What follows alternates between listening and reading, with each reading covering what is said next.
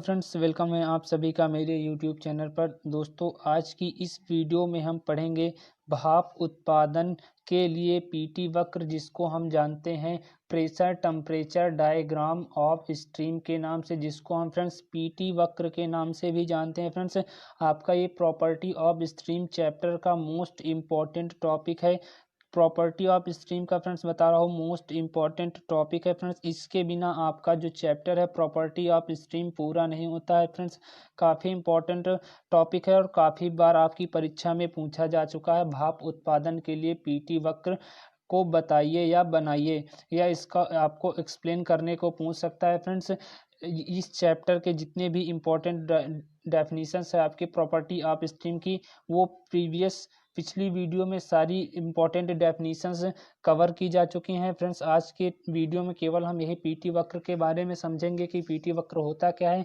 Friends, आपने इस property of stream के वीडियो मिस कर दिए हैं, इस चैप्टर के इम्पोर्टेंट जो आपके डेफिनेशन थे उनके, तो आप मेरे यूट्यूब चैनल पर जाकर प्लेलिस्ट में वहां पर आप देख सकते हैं। वहां पर आपके mechanics of solid, thermal engineering, applied mathematics third और वर्कशॉप टेक्नोलॉजी, सभी सब्जेक्ट की अलग अलग प्लेलिस्ट उपलब्ध है फ्रेंड्स। आप वहां पर जाकर अलग देख सकते हैं इस वीडियो को। तो फ्रेंड्स, आइए हम यहाँ पर वीडियो को स्टार्ट करते हैं। फ्रेंड्स, चैनल पर नए हो तो चैनल पर फटाफट सब्सक्राइब कर लीजिए और बेल आइकन को जरूर प्रेस करिए, ताकि मैं कोई वीडियो डालूं तो इसकी नोटिफिकेशन आपके पास पहुंचे। तो आइए फ्रेंड्स, हम समझते हैं कि पीटी वक्र क्या होती है। पानी के लिए दाब तापमान संतुलन है, वो क्या होता है। तो फ्रेंड्स, यहाँ पर आपका कुछ डायग्राम इस प्रकार से यहाँ पर बना है, जो यहाँ पर आपका पी प्रेशर को डिनोट करता है और टी आपका यहाँ पर टेम्परेचर को डिनोट करता है। तो सबसे पहले जानते हैं कि प्रेशर टेम्परेचर डायग्राम करता क्या है। तो ये जो आपका आरेख है, इसमें 10 डिग्री सेल्सियस की बर्फ को गर्म करके वायुमंडलीय स्थिर दाब पर 250 डिग्री सेल्सियस की अतितप्त भाप में परिवर्तित किया जाता है पीटी वक्र के द्वारा। तो ये थे फ्रेंड्स आपका पीटी वक्र का कार्य क्या होता है, ये अब समझते हैं। यहाँ पर जो आपकी कुछ क्रियाएं होती हैं वो क्या कहती हैं और वे कौन कौन सी क्रियाएं होती हैं। जैसे आपका फ्रेंड्स 1 से 2, अभी हम डायग्राम को आपको अच्छे से समझाते हैं। सबसे पहले देख लेते हैं कि आपका जो 1 से 2 प्रोसेस है वो करता क्या है। कहने का मतलब है 1 से 2 प्रोसेस आपका करता क्या है, कार्य क्या होता है। जहां से 1 से हम 2 पर पहुंचते हैं, तो heating of solid at -10 degree Celsius into ice of 0 degree Celsius. यहाँ पर आपका जो कहने का मतलब है, आपका जो प्रोसेस 1 से 2 होता है वो आपके ठोस बर्फ की को तपित किया गया है यहाँ पर, जिससे जो बर्फ का तापमान है -10 डिग्री सेल्सियस से कम होकर यहाँ पर 0 डिग्री सेल्सियस हो जाता है। तो प्रोसेस 1 से 2 आपका ये कहता है, और प्रोसेस 2 से 3 कहता है friends melting of ice of 0 degree Celsius into of 0 degree Celsius. कहने का मतलब है जो आपसे 2 से 3, ये 2 से 3 का जो आपका प्रोसेस होता है उसमें बर्फ का पिघलना आपका दिखाया गया है, जिसमें आपका बर्फ जो है 0 डिग्री सेल्सियस का बर्फ 0 डिग्री सेल्सियस के पानी में कन्वर्ट हो जाता है, बदल जाता है। अब आपका जो नेक्स्ट पॉइंट आता है 3 से 4 में आपका फ्रेंड्स ये होता है कि आपका होता है सेंसिबल हीटिंग ऑफ, फिर से देख ले, कह रहा है कि sensible heating of water from 0 degree Celsius to saturation temperature of 100 degree Celsius. यहाँ पर कह रहा है कि जो आपका प्रोसेस यहाँ से 3 से 4 होता है, उसमें क्या होता है, जो प्रोसेस 3 से 4 होता है उसमें पानी की हीटिंग होती है, वाटर हीटिंग होती है प्रोसेस 3 से 4 में।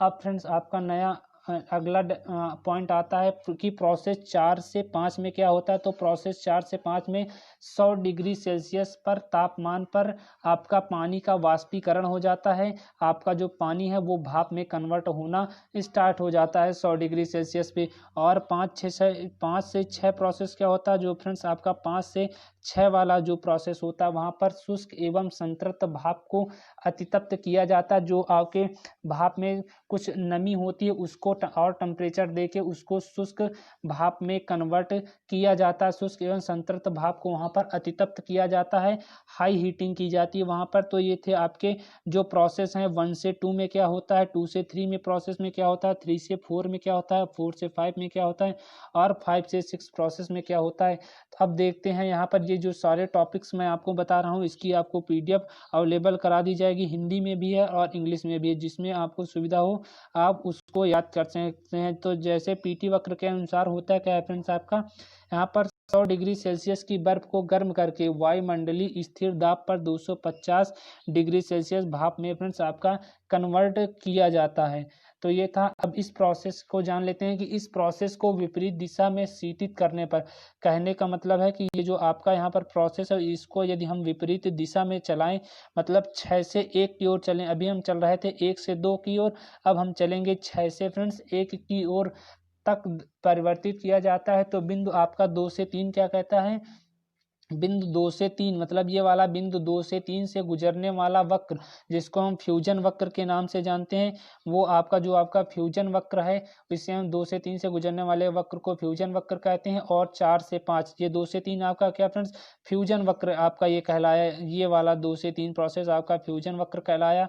आप कह रहा है कि 4 से 5, तो 4 से 5 वाला प्रोसेस है, 4 से 5 बिंदुओं से गुजरने वाली वक्र को हम वेपराइजेशन कर्व कहते हैं। मतलब ये जो आपका 4 से 5 पर गया इसको हम वेपराइजेशन कर्व के नाम से जानते हैं। तो ये आपका वेपराइजेशन कर्व हो गया। यदि ठोस, कह रहा है कि अगला पॉइंट, यदि ठोस या वाष्प दाब विभिन्न तापमानों पर मापे जाएं तो इन बिंदुओं को प्लॉट करने पर सब्लिमेशन वक्र हमें प्राप्त होती है। तो हम जब इनको हम क्या करेंगे फ्रेंड्स, जब इन बिंदुओं को प्लॉट करेंगे तब हमें सब्लिमेशन वक्र हमें फ्रेंड्स प्राप्त हो जाती है।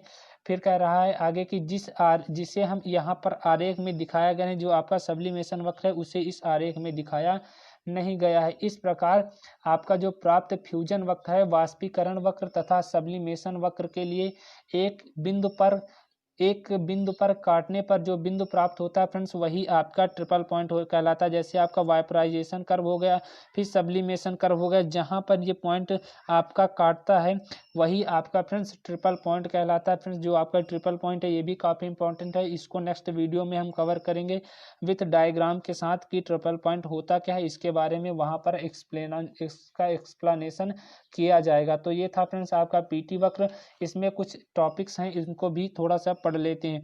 तो यहाँ पर आपका जो प्रोसेस होता है आपको पहले बता दिए जा चुके हैं कि प्रोसेस में कौन कौन से प्रोसेस होते हैं। जैसे 1 से 2 प्रोसेस होता है फ्रेंड्स, वहाँ पर ठोस बर्फ को गर्म किया जाता है जिससे बर्फ का तापमान -10 डिग्री सेल्सियस से 0 डिग्री सेल्सियस हो जाता है। 2 से 3 में जो प्रोसेस होता है वो होता है बर्फ का पिघलना, इसमें दिखाया गया है, जिसमें 0 डिग्री सेल्सियस का बर्फ 0 डिग्री पानी के में बदल जाता है। और 3 से 4 में फ्रेंड्स पानी को हीटिंग किया जाता है। 4 से 5 में 100 डिग्री सेल्सियस पर पानी का वाष्पीकरण होना आरंभ हो जाता है। और 5 से 6 में होता है फ्रेंड्स शुष्क एवं संतृप्त भाप को अतितप्त वहाँ पर किया जाता है। अब यहाँ पर कुछ इंपॉर्टेंट और देख लेते हैं। कह रहा है कि इस वक्र में सब्लिमेशन वक्र तथा वाष्पीकरण वक्र का स्लोप सभी पदार्थों के लिए फ्रेंड्स धनात्मक होता है तथा अधिकतर पदार्थों के लिए फ्यूजन वक्र का स्लोप भी फ्रेंड्स क्या होता है, धनात्मक होता है। परंतु यहाँ पर एक रीजन है, परंतु पानी के लिए यह स्लोप ऋणात्मक होता है।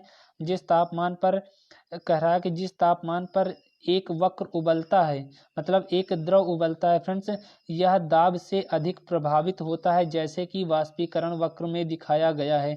कह रहा है कि नेक्स्ट आपका दिखाया गया है कि विभिन्न दाबों पर संतृप्त तापमानों के मान क्या होते हैं फ्रेंड्स, अलग अलग होते हैं तथा दाब बढ़ने पर तापमान बढ़ते जाते हैं। परंतु जिस तापमान पर एक ठोस पिघलता है उस पर दाब का इतना अधिक प्रभाव नहीं पड़ता है, जैसे कि आपको फ्यूजन वक्र के स्लोप में स्पष्ट रूप से दिखाया गया है फ्रेंड्स। तो ये था आपका पीटी वक्र डायग्राम फ्रेंड्स, काफ़ी इंपॉर्टेंट है। चाहे तो आप इसकी वीडियो डाउनलोड कर सकते हैं, फिर आप स्लो मोशन में कर आप पढ़ सकते हैं, या इसकी आपको पीडीएफ और नोट चाहिए तो आप मेरे टेलीग्राम चैनल को ज्वाइन कर सकते हैं, जिसकी लिंक मैं आपको डिस्क्रिप्शन बॉक्स में दे दूंगा फ्रेंड्स। इससे इम्पोर्टेंट आपका जो कोई भी टॉपिक नहीं है। प्रॉपर्टी ऑफ स्टीम में काफ़ी इंपॉर्टेंट टॉपिक फ्रेंड्स ये है, आपकी परीक्षा में पूछा जाता है।